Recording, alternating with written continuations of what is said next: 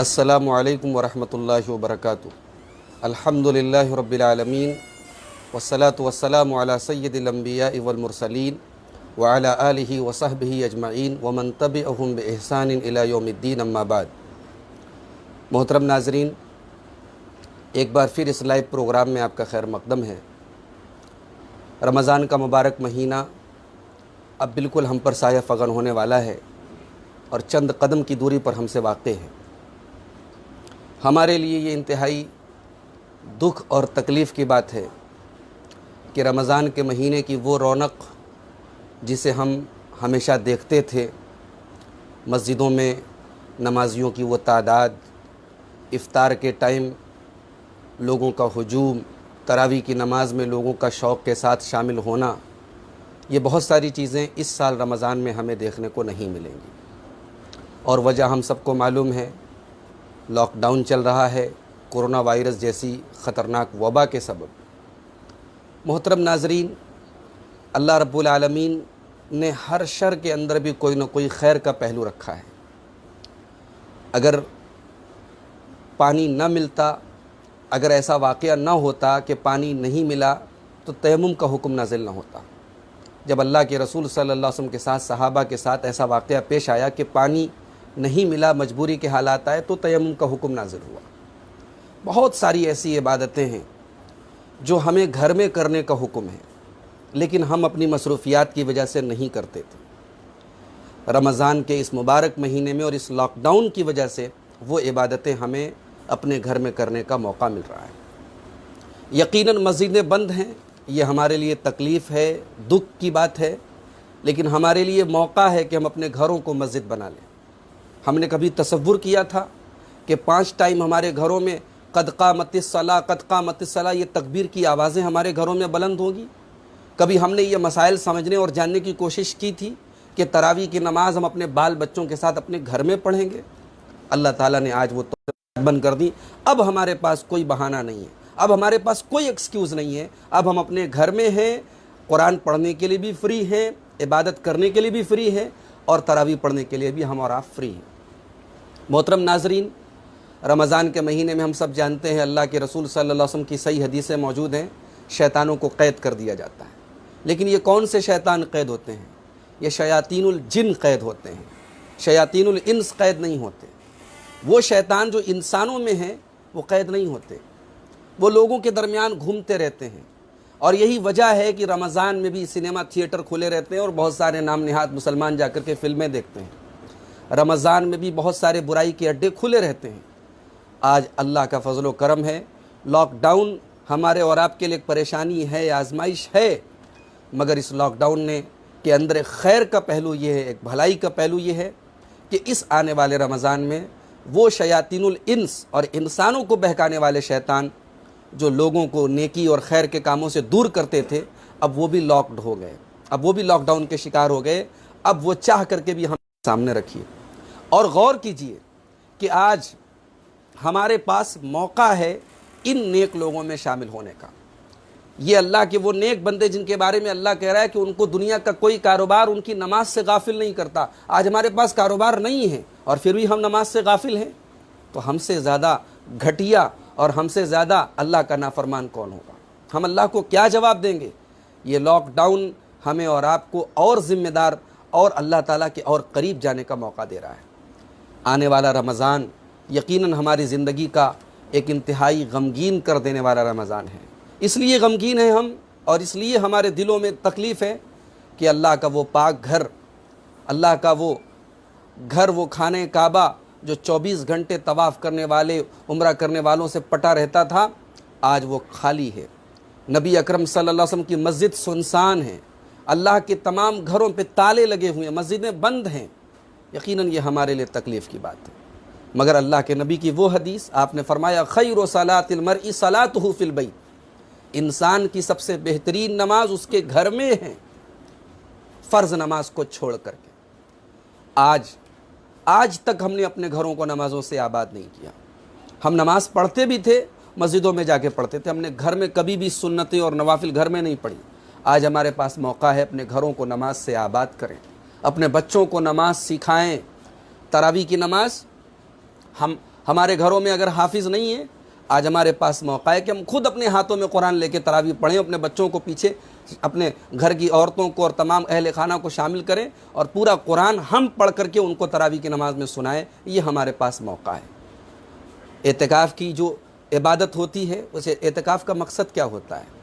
اعتکاف کا مقصد ہوتا ہے اللہ بندہ اپنے رب کے قریب ہو جائے۔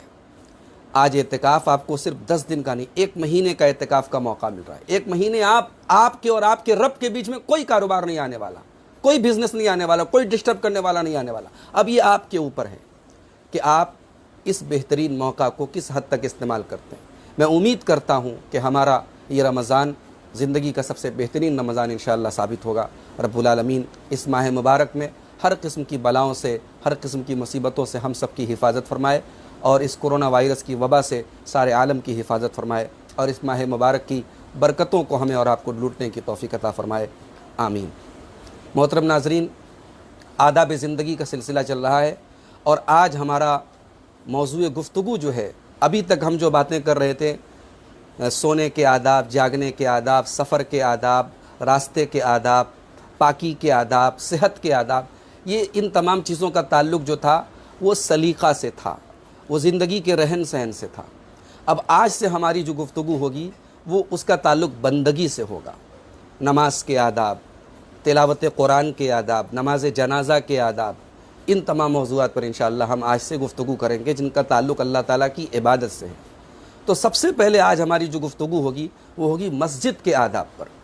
مسجد ہمیں اور آپ کو بتانے کی ضرورت نہیں ہے، ہم اور آپ اچھی طریقے سے جانتے ہیں کہ مسجد کیا ہے۔ مسجد کی اہمیت اب ہمیں محسوس ہو رہی ہے کہ مسجد سے ایک مسلمان کا کتنا گہرا ناطہ ہے۔ صحابہ کرام مسجد میں آنے والے لوگوں کو مسجد میں ایک انسان کی حاضری سے اس کے ایمان کا اندازہ لگاتے تھے۔ ایک مسلمان اگر صحت مند ہے وہ مسجد میں ضرور 5 ٹائم کی نماز میں آئے گا۔ وہ بیمار ہے تبھی نہیں آئے گا، یا تو جسمانی طور پر بیمار ہے یا ایمان اس کا کمزور ہے، اس کا عمل کمزور، اس کا تقوی کمزور ہے، تب وہ مسجد میں نہیں آئے گا۔ مسجد میں 5 ٹائم کی حاضری سے انسان کے ایمان کا پتہ چلتا ہے، انسان کے تقوی کا پتہ چلتا ہے۔ مسجد وہ جگہ ہے جو روئے زمین کی، اللہ تعالیٰ کی زمین پر سب سے مقدس جگہ اگر کوئی ہے تو وہ مسجد ہے۔ اللہ کے پیارے نبی فرماتے ہیں احب البلاد الی اللہ مساجدها، روئے زمین پر سب سے مقدس اور اللہ کو سب سے پیاری اگر کوئی جگہ ہے وہ مسجدیں ہیں۔ قیامت کے دن جب اللہ تعالیٰ اپنے کچھ خوش نصیب بندوں کو اپنے عرش کا سایہ دے گا، جب کوئی سایہ نہیں ہوگا اور گرمی اور دھوپ سے لوگ بے حال ہوں گے، تو اللہ تعالیٰ اپنے کچھ خوش نصیب بندوں کو اپنے عرش کا سایہ دے گا۔ جانتے ہیں ان خوش نصیب بندوں میں ایک وہ آدمی بھی ہوگا وَرَجُلٌ قَلْبُهُ مُعَلَّقٌ بِالْمَسَاجِدِ، وہ انسان جس کا دل مسجد میں اٹکا ہو، جس کے دل میں مسجد کی محبت ہو، جس کے دل میں مسجد میں بار بار جانے کی تمنا ہو، اس انسان کو اللہ تعالیٰ قیامت کے دن اپنے عرش کا سایہ دے گا۔ محترم ناظرین، مسجدوں کو آباد کیجیے، مسجدوں کی تعمیر میں حصہ لیجیے، مسجدوں کی صاف صفائی میں حصہ لیجیے۔ آپ اپنے گھر کے کروڑ پتی ہوں، لیکن اگر آپ کو 10 منٹ مسجد میں خدمت کرنے کا موقع ملے، اسے اپنی خوش نصیبی سمجھیے۔ مسجد کی خدمت اور مسجد کی تعمیر اور مسجد کے کام کاج میں حصہ لینا یہ سب کے بس کی بات نہیں ہے۔ انما یعمر مساجد اللہ من آمن باللہ والیوم الآخر، اللہ کی مسجدوں کو وہی لوگ آباد کرتے ہیں جن کا ایمان اللہ کے اوپر ہوتا ہے، جن کا ایمان آخرت پر ہوتا ہے، اس کے پابند ہوتے ہیں، وَلَمْ يَخْشَ إِلَّا اللَّهِ، اور جو صرف اور صرف اللہ سے ڈرتے ہیں۔ محترم ناظرین، فرض نمازیں مسجد میں پڑھیے، بغیر کسی شرعی عذر کے، بغیر کسی مجبوری کے آپ فرض نمازیں گھر پہ نہیں پڑھ سکتے۔ ابھی جو موجودہ حالات ہیں ہمارے لیے مجبوری ہے، یہ مجبوری نہ ہوتی اور ہم گھر پہ نماز چپ چاپ سے پڑھتے، اللہ کے یہاں جواب دینا پڑتا۔ جب تک جسم میں جان ہے اور جب تک مسجد میں جانے کی طاقت ہے، اجازت نہیں ہے آپ کو کہ آپ گھر پہ نماز پڑھیں۔ یہ بات یاد رکھیں آپ۔ مسجد وہ جگہ ہے جہاں آپ کو فرض نمازوں کے لیے پابندی سے جانا ضروری ہے۔ مسجد میں جب بھی جائیں اچھے کپڑے پہن کر، ممکن ہو تو خوشبو لگا کے، اچھے لباس میں جائیں۔ یہ نہیں کہ جیسے تیسے بنے ہیں مسجد میں چلے گئے۔ دعوت میں جانا ہے ہم اچھا کپڑا پہنتے ہیں، کسی فنکشن میں جانا ہے بہترین لباس پہنتے ہیں، اور مسجدوں میں دیکھتا ہوں لوگ پھٹے پرانے کام کاج والے جو کپڑے وہ پہن کے چلے آتے ہیں۔ نہیں، یہ مسجد کے آداب کے خلاف ہے۔ وہ ایک الگ مسئلہ ہے، نماز ہو جائے گی کہ نہیں ہو جائے گی، نماز تو ہو جائے گی، لیکن آپ نے مسجد کے آداب کا خیال نہیں رکھا۔ اللہ تعالیٰ نے قرآن کریم میں فرمایا یا بنی آدم خذوا زینتکم عند کل مسجد، اے آدم کے بیٹو، اے آدم کی اولاد، جب مسجد میں آؤ تو اپنی زینت کو اپنا لیا کرو۔ مسجد اللہ کا گھر ہے، ہم اللہ کا احترام کرتے ہیں، اللہ کی تعظیم کرتے ہیں، اللہ کے گھر کی تعظیم نہیں کریں گے؟ ذالک ومن یعظم شعائر اللہ فانہا من تقوی القلوب، جس چیز کے ساتھ اللہ کا نام جڑا ہے اس کی تعظیم کرنا یہ دل کے تقوی کی نشانی ہے۔ محترم ناظرین، صحابہ کا دور غربت کا دور تھا، صحابہ کے پاس کپڑوں کی کمی تھی، بہت سارے صحابہ غریب تھے، مزدور تھے، جمعہ کے دن میں مسجد میں میلے کچیلے کپڑے پہن کر کے آ جاتے تھے۔ پیارے نبی صلی اللہ علیہ وسلم نے فرمایا ما علی احدکم ان وجد ثوبین لیوم الجمعہ، ارے بھائی کیا کسی کے پاس اتنی طاقت بھی نہیں ہے کہ جمعہ کے دن کے لیے الگ جوڑا بنا لے، الگ کپڑا بنا لے؟ سوا ثوبی محنتی ہی، جو اس کے کام کاج کا کپڑا ہے، اس کاروبار کرنے یا مزدوری کرنے جاتا جو کپڑا پہنے، کم سے کم جمعہ کے دن تو اس کے علاوہ کوئی کپڑا پہن کر آئے۔ اللہ کے نبی صلی اللہ علیہ وسلم نے اس حدیث میں، یہ ابو داؤد کی صحیح روایت ہے، اچھا اور بہترین کپڑا پہن کر کے مسجد میں آنے کی تعلیم دی۔ پیاز اور لہسن، کچا پیاز اور کچی لہسن کھا کر کے مسجد میں آنے سے پیارے نبی نے منع فرمایا۔ اللہ کے نبی فرماتے ہیں من اکل البصل والثوم والکراس، جو پیاز کھائے، لہسن کھائے، یا جو وہ ساگ والی پیاز ہوتی ہے وہ کھا کر کے آئے، فلا یقربن مسجدنا، تو ہماری مسجد کے قریب بھی نہ آئے۔ کیوں؟ فإن الملائکۃ تتعزى مما يتعزى منه بنو آدم، اس لیے کہ فرشتوں کو بھی ان چیزوں سے تکلیف ہوتی ہے جن سے انسانوں کو تکلیف ہوتی ہے۔ کچے پیاز اور کچے لہسن کے اندر بڑی ایک عجیب و غریب قسم کی مہک ہوتی ہے، بدبو ہوتی ہے، اور اس سے انسانوں کو تکلیف پہنچتی ہے۔ اللہ کے رسول فرما رہے فرشتوں کو بھی تکلیف پہنچتی ہے۔ محترم ناظرین، اگر پیاز اور لہسن کھا کر کے مسجد میں آنے سے منع کیا گیا ہے تو بیڑی اور سگریٹ پی کر کے آنے سے تو بدرجہ اولیٰ منع کیا گیا ہے۔ اس کی مہک اور اس کے نقصانات تو کہیں زیادہ خطرناک ہیں۔ پیاز اور لہسن تو بہرحال کھانے کی چیز ہے اور ہماری غذا میں شامل ہے، مگر بیڑی اور سگریٹ تو انسان جو لوگ پی رہے ہیں اپنے اوپر ظلم کر رہے ہیں، اور ساتھ میں اس کی جو مہک ہے، اس کے جو اثرات ہیں، اس کے جو انفیکشن ہیں، دوسروں کو بھی مبتلا کر رہے ہیں۔ خبردار، بیڑی اور سگریٹ پینے والے جو پی رہے ہیں وہ بھی گناہ کر رہے ہیں، اور اس سے بڑا گناہ یہ کر رہے ہیں کہ اس کو پینے کے بعد اس کی جو بدبو ہے اس کو لے کر کے وہ اللہ کے گھر میں آتے ہیں۔ اس حدیث کو سن کر کے وہ ہوشیار ہو جائے۔ ممکن ہو تو مسجد میں پیدل آئیں۔ اگر آپ کے گھر سے مسجد زیادہ دور نہیں ہے تو آپ مسجد میں پیدل آنے کی کوشش کریں۔ بعض صحابہ کے مکان مسجد نبی سے بہت دور تھے لیکن وہ پیدل چل کر کے آتے تھے۔ حضرت ابی بن کعب کہتے ہیں کہ اللہ کے رسول کے ایک صحابی تھے، ان کا گھر مسجد سے بہت دور تھا، بہت دور تھا۔ وَكَانَ لَا تُخْطِئُهُ صَلَاةٌ، لیکن ایک ٹائم کی نماز ان کی چھوٹتی نہیں تھی۔ تو ان سے کسی نے کہا کہ ارے بھائی آپ کوئی گدھا خرید لیں، کوئی سواری خرید لیں، کبھی کبھی اندھیرا رہتا ہے عشاء میں اور فجر میں، کبھی کبھی موسم ٹھیک نہیں رہتا ہے، آپ سواری پر آیا کریں، آپ کا گھر بہت دور ہے۔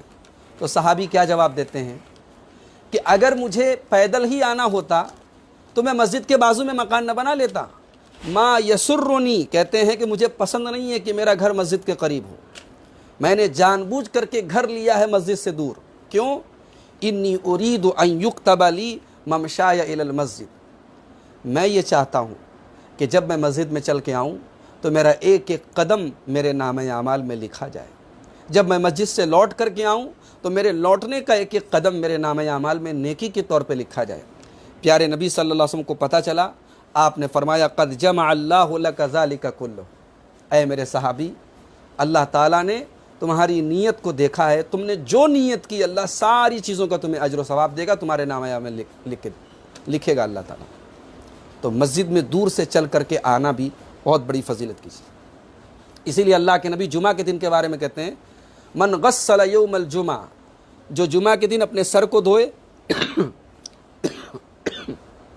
واغتسل، اور جمعہ کے دن غسل کرے، ثم بکر، اور پھر جلدی سے مسجد میں آئے، وابتکر، اور مسجد میں جلد سے جلد آنے کی کوشش کرے، ومشی ولم یرکب، اور پیدل چل کر کے آئے، سوار ہو کر کے نہ آئے، ودنا من الامام، اور امام کے قریب آ کر کے پہنچ جائے، بیٹھ جائے، فاستمع، اور امام کا خطبہ سنے، ولم یلغو، اور خطبے کے دوران کوئی فالتو کام نہ کرے، کان لہ بکل خطوۃ عمل سنتن، تو ہر قدم کے بدلے 1 سال کا عمل، 1 سال کی نیکی اس کو ملے گی.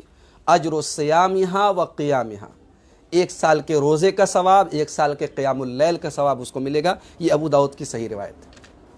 محترم ناظرین، اگر ہمارے چند قدم پیدل چلنے سے ہمیں 1 سال کی عبادت کا ثواب مل رہا ہے تو کون بد نصیب ہوگا جو اس ثواب کو چھوڑنے کی کوشش کرے گا. جمعہ کے دن پہلے پہنچے مسجد میں، اور یہ جو ساری چیزیں حدیث میں بتائی گئی ان پر عمل کرتے ہوئے مسجد میں پہنچے.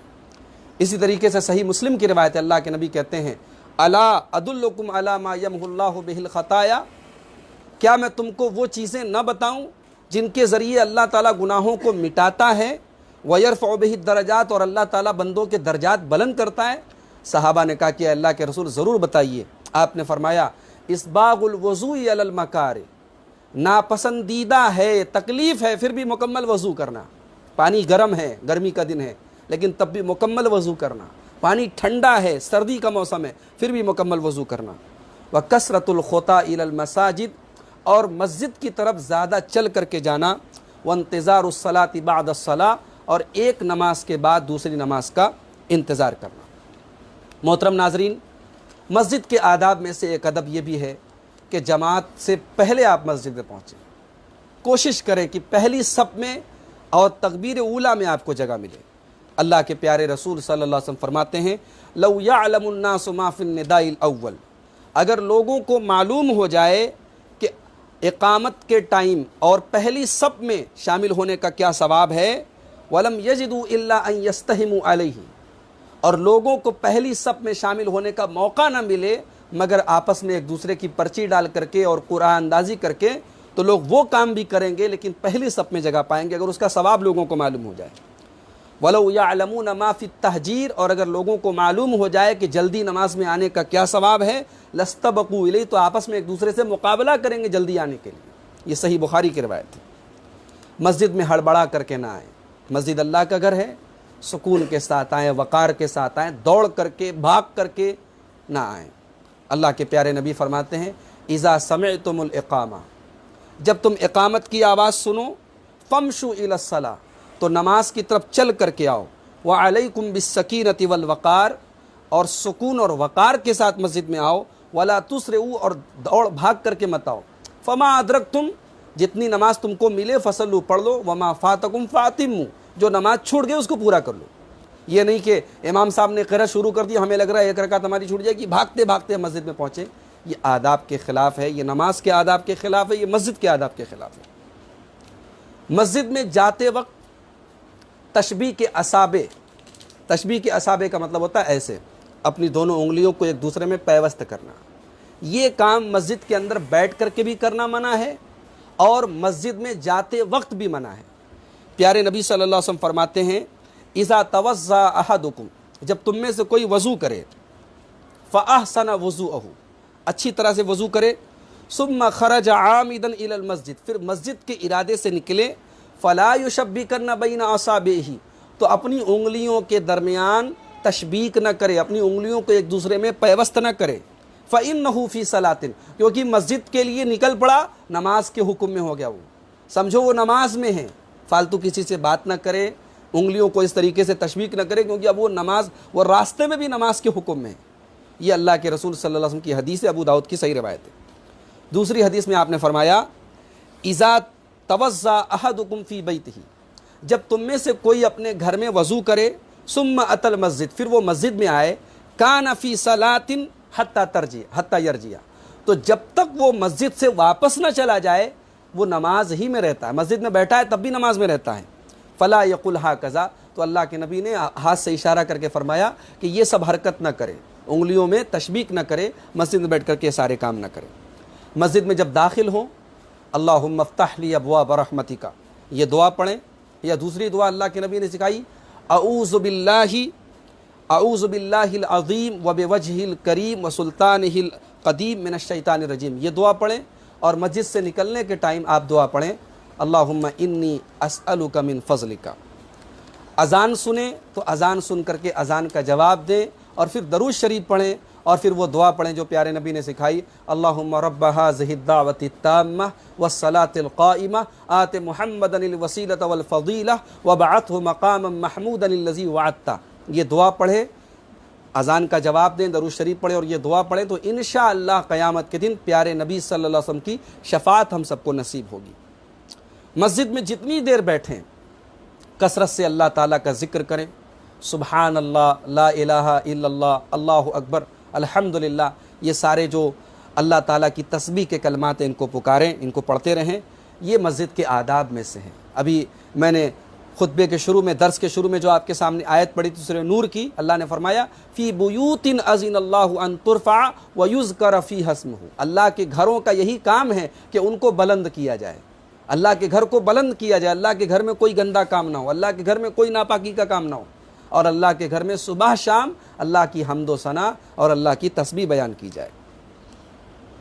اللہ کے نبی کے زمانے میں ایک دیہاتی مسجد میں آیا اور آ کر کے نماز کی جگہ پیشاب کرنے لگا۔ صحابہ اس کو مارنے کے لیے دوڑے، پیارے نبی نے صحابہ کو منع فرمایا، کہا پیشاب کر لینے دو، پیشاب کر لینے دو، کیونکہ تم اگر اس کو روکے گے ہو سکتا ہے ایک جگہ پیشاب کر رہا ہے، تم روکنے کی کوشش کرو گے کئی جگہ پیشاب کر دے گا۔ آپ نے صحابہ کو روکا، دیہاتی پیشاب کر چکا، پیارے نبی نے پانی منگایا اور اس پیشاب کو صاف کروایا۔ اس کے بعد آپ نے اس دیہاتی کو بلوایا اور بڑے پیار سے کہا انما ہی لذکر اللہ عز وجل والصلاۃ، بھائی یہ مسجد ہے، پیشاب اور پاخانہ کی جگہ نہیں ہے، گندگی کی جگہ نہیں، یہ اللہ کے ذکر کی جگہ ہے، یہ نماز کی جگہ ہے۔ آپ نے اتنے پیار سے سمجھایا، دیہاتی کو بات سمجھ میں آئی، وہ چلا گیا۔ اس حدیث سے معلوم ہوا کہ مسجد جو ہے اس کا اصل مقصد نماز اور اللہ تعالیٰ کا ذکر ہے اور قرآن کی تلاوت ہے۔ فالتو باتیں، سیاست کی باتیں، پالیٹکس کی باتیں اور ان کی شکوہ شکایت، غیبت، چغلی، یہ سارے کام ساری دنیا میں حرام ہے، لیکن مسجد میں اور زیادہ حرام ہے۔ مسجد میں اس کی حرمت اور بڑھ جاتی ہے۔ مسجد میں جب بھی داخل ہوں، اگر جماعت نہیں کھڑی ہے تو 2 رکعت نماز پڑھے بغیر آپ مسجد میں مت بیٹھیے۔ آپ مسجد میں تقریر سننے کے لیے گئے تب بھی وہاں آپ 2 رکعت نماز پڑھ کر کے بیٹھیے، یہ مسجد کے آداب میں سے ہے۔ پیارے نبی صلی اللہ علیہ وسلم نے فرمایا اذا دخل احدکم المسجد، جب تم میں سے کوئی مسجد میں آئے، فلا یجلس حتی یرکع رکعتین، تو بغیر 2 رکعت پڑھے بغیر نہ بیٹھے۔ یہ صحیح بخاری اور صحیح مسلم کی روایت ہے۔ مسجد میں کاروبار کرنا، لین دین کرنا، کوئی سامان گم ہو گیا ہے اس کا اعلان کرنا، یہ سارے کے سارے کام منع ہیں۔ پیارے نبی نے بد دعا کی ہے، اگر کوئی مسجد میں سامان خرید بیچ رہا ہے، نبی نے کہا بد دعا کرو تیرا سامان نہ بکے۔ کسی کا کوئی سامان گم ہو جائے وہ مسجد میں اعلان کرے، نبی نے کہا بد دعا کرو اس کا سامان نہ ملے۔ اللہ کے پیارے نبی فرماتے ہیں، صحیح مسلم کی روایت ہے، من سمع رجلا ينشد ضالۃ، اگر کوئی کسی کو سنے کہ وہ اپنی گمشدہ چیز کا اعلان کر رہا ہے مسجد میں، فلیقل، تو وہ کہے لا ردہ اللہ علیک، تیرا سامان اللہ تجھے نہ لوٹائے، تیرا سامان اللہ تعالیٰ واپس نہ کرے۔ فإن المساجد لم تبن لہذا، مسجدیں اس لیے نہیں بنی ہیں۔ پیارے نبی فرما رہے مسجد اس لیے نہیں بنی ہے۔ دوسری حدیث میں آپ نے فرمایا اذا رأیتم من یبیع او یبتاع، جب تم کسی کو دیکھو مسجد میں خرید فروخت کر رہا ہے، لین دین کر رہا ہے، فقولوا، تو تم کہو لا اربح اللہ تجارتک، اللہ تیری تجارت میں منافع نہ دے، تیرے کاروبار میں فائدہ نہ ہو۔ یہ بد دعا، پیارے نبی بد دعا نہیں کرتے تھے جلدی، مگر مسجد کے احترام کے خلاف یہ کام ہے۔ پیارے نبی صلی اللہ علیہ وسلم نے بد دعا کرنے کا حکم دیا ہے۔ محترم ناظرین، آپ مسجد میں بیٹھے ہیں، اذان ہو گئی، اذان کے بعد بغیر کسی ضرورت کے آپ مسجد سے باہر نہ نکلے، نبی کی سنت کے خلاف۔ ہاں کوئی ایمرجنسی آ گئی آپ جا سکتے ہیں، لیکن بغیر ضرورت آپ اذان ہو گئی مسجد میں تو آپ نماز پڑھ کر کے جائیے، اذان کے بعد مسجد سے مت نکلیے۔ حضرت ابو شعثہ کہتے ہیں کہ ہم لوگ مسجد میں حضرت ابو ہریرہ کے ساتھ بیٹھے تھے اور مؤذن اذان دینے لگا، اتنے میں ایک آدمی اٹھا اور مسجد سے جانے لگا۔ حضرت ابو ہریرہ کی نگاہ اس آدمی کے پیچھے پیچھے لگ گئی، جب وہ مسجد سے نکل گیا حضرت ابو ہریرہ نے کہا اما ذا فقد عصا ابو القاسم، اس آدمی نے ابو القاسم کس کی کنیت ہے؟ ہمارے پیارے نبی صلی اللہ علیہ وسلم کی کنیت ہے۔ اس آدمی نے ابو القاسم کی یعنی ہمارے نبی صلی اللہ علیہ وسلم کی مخالفت کی ہے، آپ کی نافرمانی کی۔ اذان کے بعد یہ مسجد سے نکل گیا۔ مسجد میں بیٹھنے کا بھی ثواب ہے۔ اللہ کے پیارے نبی کہتے ہیں فَإِذَا دَخَلَ الْمَسْجِدِ، جب ایک آدمی مسجد میں داخل ہوتا ہے، کَانَ فِي الصَّلَاةِ، تو وہ نماز میں ہوتا ہے، مَا كَانَتِ الصَّلَاةُ هِيَ تَحْبِسُهُ، جتنی دیر مسجد میں آدمی کو نماز روکے ہوئے ہے، آپ جماعت سے پہلے پہنچ گئے، 15 منٹ کے بعد جماعت ہو رہی ہے، 15 منٹ آپ بیٹھے ہوئے ہیں، تب بھی آپ نماز میں ہیں، آپ کو نماز کا ثواب ملے گا۔ وَالْمَلَائِكَةُ يُصَلُّونَ عَلَىٰ أَحَدِكُمْ مَا دَامَ فِي مَجْلِسِهِ الَّذِي صَلَّىٰ فِيهَا، اور نماز کے بعد بھی آدمی جتنی دیر تک بیٹھا رہتا ہے، فرشتے دعائیں کرتے رہتے ہیں، اللہم ارحمہ، اللہم اغفر لہ، اے اللہ اس پر رحم فرما، اے اللہ اس کی مغفرت فرما، جب تک کہ آدمی مسجد میں کوئی تکلیف دہ کام نہ کرے اور جب تک اس کا وضو نہ ٹوٹ جائے، تب تک فرشتے اس کے حق میں دعائیں کرتے رہتے ہیں۔ اب ایک آخری چیز بیان کر کے محترم ناظرین ہم آج کی یہ گفتگو ختم کریں گے۔ مسجد اللہ کا گھر ہے، بہت ساری باتیں آپ نے سنی، مسجد میں اونچی آواز میں بات کرنا بھی مسجد کے آداب کے خلاف ہے۔ ہمارے یہاں بہت افسوس کی بات ہے، مسجد میں ذرا سی کوئی بات ہوتی ہے، لوگ اونچی آواز میں مسجد میں جھگڑے شروع کر دیتے ہیں۔ یاد رکھیں، آپ اپنے جھگڑے مسجد کے باہر رکھیں، مسجد کے اندر کوئی جھگڑا کرنا اور اونچی آواز میں بات کرنا حرام ہے، منع ہے، پیارے نبی نے منع فرمایا ہے۔ حضرت صائب بن یزید کہتے ہیں، یہ صحابی ہیں، کہتے ہیں میں مسجد میں بیٹھا تھا، اتنے میں حضرت عمر فاروق نے مجھے کنکری ماری اور کہا ادھر آؤ۔ 2 لوگ بیٹھے تھے، کہا کہ ان کو بلا کے لاؤ۔ حضرت صائب بن یزید کہتے ہیں میں بلا کے لایا، حضرت عمر نے ان دونوں سے پوچھا تم دونوں کہاں سے آئے ہو؟ کہنے لگے ہم لوگ طائف سے آئے ہیں۔ حضرت عمر نے فرمایا لو کنتما من اہل البلد لاوجعتکما، تم لوگ اگر مدینہ کے ہوتے تو بہت پٹائی کرتا تمہاری۔ ترفعان اصواتکما فی مسجد رسول اللہ صلی اللہ علیہ وسلم، تم لوگ اللہ کے رسول کی مسجد میں اپنی آواز بلند کر رہے ہو۔ محترم ناظرین، مسجد میں اونچی آواز کرنا، آواز بلند کرنا، حضرت عمر نے اس پر مارنے کی بات کہی، یعنی صحابہ کی نظر میں اتنا بڑا گناہ تھا۔ لوگ چھوٹے چھوٹے بچوں کو مسجد میں لے کر کے آتے ہیں جو شور مچاتے ہیں، مناسب نہیں ہے۔ ہاں، نبی اکرم صلی اللہ علیہ وسلم کے زمانے میں عورتیں جماعت میں آتی تھی، چھوٹے بچوں کو لے کر کے آتی تھی، ان کے ساتھ مسئلہ تھا، مجبوری تھی، لیکن آپ بچوں کو لائیں جب بچے ہوشیار ہو جائیں، جب بچے تھوڑے سمجھدار ہو جائیں، بچے نماز کا مطلب سمجھنے لگیں۔ ایسا نہ ہو کہ آپ نماز میں لے کے آئیں اور نمازیوں کے لیے مسائل کھڑے کر دیں، آپس میں شور شرابہ کریں، لڑائی جھگڑا کریں۔ مسجدوں کا احترام اگر آپ کرتے ہیں تو ہمیں اور آپ کو ان تمام باتوں کا خیال رکھنا چاہیے۔ محترم ناظرین، یہ مسجد کے آداب کے تعلق سے چند اہم باتیں تھیں۔